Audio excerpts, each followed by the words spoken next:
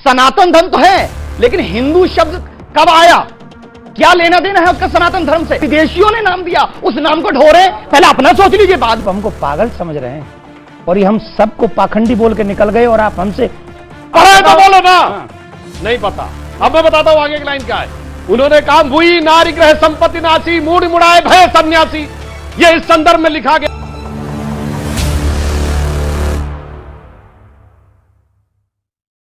को क्या हिंदू, मेरे विद्वान बैठे हैं, सनातन धर्म के विद्वान हैं, सनातन धर्म तो है, लेकिन हिंदू शब्द कब आया? क्या लेना देना है उसका सनातन धर्म से? वो मुझे बता दीजिए। विदेशियों ने नाम दिया, उस नाम को ढो रहे हैं। समारंभ यावत बिंदु सरोवरम तद्देव निर्मितम देशम हिंदुस्तानम प्रचक्षते। तो हिंदुस्तान आ गया ना, हिंदू से हिंदुस्तान आया। हुआ, अरे ठीक पाखंड हुआ है, सनातनी लोगों के साथ पाखंड हुआ है। क्या पाखंड हो रहा है? किसी वेद में हिंदू शब्द कैसे आया? ओके ओके, देवकीनंदन जी कुछ कहना चाह रहे हैं। देवकीनंदन जी बोलिए, बोलिए देवकीनंदन जी, मैं आपको मौका दूंगा। आप रुक जा भैया, ओ भैया ने रुकला भाई, हम बैठे यहाँ, कुछ नहीं, एक क्वेश्चन नहीं है। ये जो काली जैकेट वाले चौहान साहब हैं जी, पाखंड का अर्थ बताएं क्या है? हाँ, मैं बता रहा हूं। पाखंड का अर्थ वो है जो सनातनियों के साथ हुआ, टैग में हिंदू लिख दिया गया, यही सबसे बड़ा पाखंड है। यही अर्थ है। बजा ताली, हाँ, और सर्च करना। चार वेद है, चारों का सम्मान है। साबित कर दे कहीं मेंशन्ड हो हिंदू। बताइए देवकीनंदन जी, बताइए, हिंदू बताइए ना। मुझे एक बात बताइए अमीश जी, आप हमको पागल समझ रहे हैं? ये पाखंड बोलेंगे, पाखंड का पा नहीं पता है इनको, और ये हम सबको पाखंडी बोल के निकल गए और आप हमसे क्वेश्चन नहीं ले रहे, इनसे पूछ नहीं रहे पाखंड क्या है। सबसे पहले तो ये होना चाहिए, जो आप टीवी चैनल पे बोल रहे हैं ना, ये सिर्फ यहां ताली 4 लोग नहीं बजा रहे हैं, पूरी दुनिया आपको नेशनल लेवल पे देख रही है। आपको एक एक शब्द सोच समझ के बोलना चाहिए, और किसी की इंसल्ट करने के लिए मत बैठो, किसी के धर्म का अपमान करने के लिए मत बैठो। पाखंड उसे कहते हैं जो परमात्मा से भिन्न है, जो है नहीं पर दिखावा करता है, जो है ही नहीं। पाखंड, मैं धर्म में रहता हूं पर धर्मात्मा नहीं हूं, इट मींस पाखंड। और यहां सनातन है, सनातन में कभी किसी का बुरा नहीं लिखा है। चौहान साहब, आपके पूर्वजों ने भगवान श्री कृष्ण की पूजा की है। अगर आपको पाखंड है, पाखंड का अर्थ समझना, तो ये समझिए कि औरंगजेब ने मेरे ठाकुर को मस्जिद की सीढ़ियों के नीचे गाड़ दिया। आपको उसका विरोध करना चाहिए कि उस दुष्ट ने हमारे साथ अन्याय किया। आप उसके, सुनिए एक सेकंड, आप उनके साथ उनकी बात में बात मिला देते हैं, इसका नाम पाखंड है। इसे पाखंड औरंगजेब को रहमतुल्लाह बोलते हैं, औरंगजेब को रहमतुल्लाह बोलते हैं आप। जी जी जी जी, मैं थोड़ा सा बात पर कहना चाहता हूं कि भारत में लगभग 98% जो मुस्लिम हैं वो कन्वर्टेड हैं। इसमें तो ये तो सबको पता है, ये कोई नई खबर नहीं है। पत्रकारिता में पढ़ाया जाता है कि समाचार उसे कहते हैं जिसे लोग पहले से न जानते हों। तो ये कोई समाचार नहीं है, ये तो तथ्य है, और इस बात पर किसी को आपत्ति भी नहीं है। लेकिन मैं ये कहना चाहता हूं कि धर्म बहुत पवित्र शब्द है और धार्मिक होना बहुत अच्छी बात है। कोई धार्मिक व्यक्ति कभी नफरत की बात, झगड़े की बात कर ही नहीं सकता। जो सच्चा धार्मिक होगा वो हमेशा भाईचारे की और मेल मिलाप की बात करेगा। बिल्कुल। आप कुछ लोग जो राजनीति के लिए धर्म का प्रयोग करते हैं, उसमें विवाद पैदा होता है, वहीं से झगड़े पैदा होते हैं। रामचरितमानस, मैंने जब ये विवाद चला था तब भी कहा था, रामचरितमानस एक महाकाव्य है। पूरे भारत के विश्वविद्यालयों में साहित्य की श्रेणी में पढ़ाया जाता है, साहित्य सब्जेक्ट में पढ़ाया जाता है, कहीं धर्म ग्रंथ में नहीं पढ़ाया जाता। नंबर 1 बात। दूसरे, रामचरितमानस लिखी गई है रामायण को आधार बना के।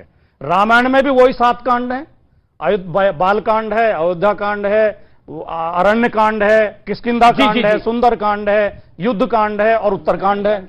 और ये ही सारे रामचरितमानस में है। जू के तू कहानी भी जू की तो रखी है, लेकिन उन्होंने, तुलसीदास जी ने कुछ अपने शब्द ऐसे प्रयोग कर दिए हैं और कुछ घटनाओं को चेंज कर दिया है। वाल्मीकि रामायण की जो कहानी है उस पर किसी को आपत्ति नहीं है। मूल वाल्मीकि रामायण में किसी जाति को नीच नहीं बताया गया है, किसी के प्रति घृणा नहीं है, नारी का अपमान नहीं है। रामचरितमानस में भी नहीं है। लिखा जय वर्णाधम तेल कुम्हारा, ये जो वर्णाधम जो नीच हैं, तेली और कुम्हार को नीच कहा है। ये लिखा नहीं, लिखा नहीं, उसका मतलब नहीं। आगे क्या है? उन्होंने कहा भाई, आगे ही पंक्ति बताओ, आगे पंक्ति बताओ। क्या आप आप बोलिए, आपने पढ़ा है तो बोलिए, पढ़ा है तो बोलो ना। नहीं पता, अब मैं बताता हूं आगे की लाइन क्या है। उन्होंने कहा मुई नारी ग्रह संपत्ति नासी मूड मुड़ाए भय सन्यासी। यह इस संदर्भ में लिखा गया है कि जो लोग सांसारिक संदर्भों में रहते हैं वो संन्यास तब ग्रहण करते हैं जिस समय या तो उनकी स्त्री की मृत्यु हो जाए या उनकी संपत्ति नष्ट हो जाए। पता नहीं है, फालतू में आगे बोलने लगते हैं आके पूरा पता है, कंफ्यूज कर रहे हैं आप। आपके बीच में नहीं बोले, आप लगातार वो 30 सेकंड बोल रहे हैं, आपको मैं मौका दूंगा जी। इन्होंने कहा स्वामी प्रसाद मौर्य को पहली बार जानते क्या समझ में आया? 5 साल भाजपा में समझ में नहीं आया या सपा में आते ही समझ में आ गया? पहला तो इसका कारण बहुत साफ है। और सुनिए, उससे पहले बसपा में जब रहे, दलित ब्राह्मण अलायंस था, हाथी नहीं गणेश है ब्रह्मा विष्णु महेश, तब भी नहीं समझ में आया। गजब के भाई स्वामी है, अद्भुत ज्ञान है। 5 साल बसपा में रहकर नहीं समझ में आता, 5 साल भाजपा में नहीं समझ में आता है, जैसे इनके साथ आते हैं सारा ज्ञान के पट खुलने लगते हैं। हाँ, 70 के दशक में लिखा जाता था, और ये क्यों लिखा जाता था मैं बताता हूं। आप सबसे कहता हूं जाके आज देखिए, आज तो पुरानी आर्काइव्स खुल गई हैं, जाके चेक करिएगा। एक टर्म है आइडियोलॉजिकल सबवर्जन, ये बाकायदा कम्युनिस्ट पार्टी का एजेंडा था केजीबी का, और इसका रेफरेंस है कि Mitrokhin's archive KGB and the world part 2। ये सारी बातें भारत को कमजोर करने के लिए थी। आरिफ मोहम्मद खान साहब कितनी शानदार शानदार बातें कोट करते हैं। डॉक्टर एपीजे अब्दुल कलाम कहते थे कि मैं भगवत गीता पढ़ता हूं, तुरंत वो बाहर हो जाता है। उस्ताद बिस्मिल्लाह खां जिन्होंने पहली शहनाई बजाई थी भारत की स्वतंत्रता पे, जब अंतिम समय वो बीमार थे, यूपीए की सरकार थी और यूपीए उन्होंने कहा कि हम दिल्ली में रहकर पूरा इलाज करेंगे, उन्होंने कहा नहीं अब तो मैं काशी में ही जाऊंगा। उन्होंने क्या कहा, चना चबेना और गंगा जल जो देवे करतार, काशी छोड़ न जाइए जहां विश्वनाथ दरबार। उसको भारत रत्न कब मिला? 2001 में। 50 साल सेकुलर शासन में कभी नहीं मिला।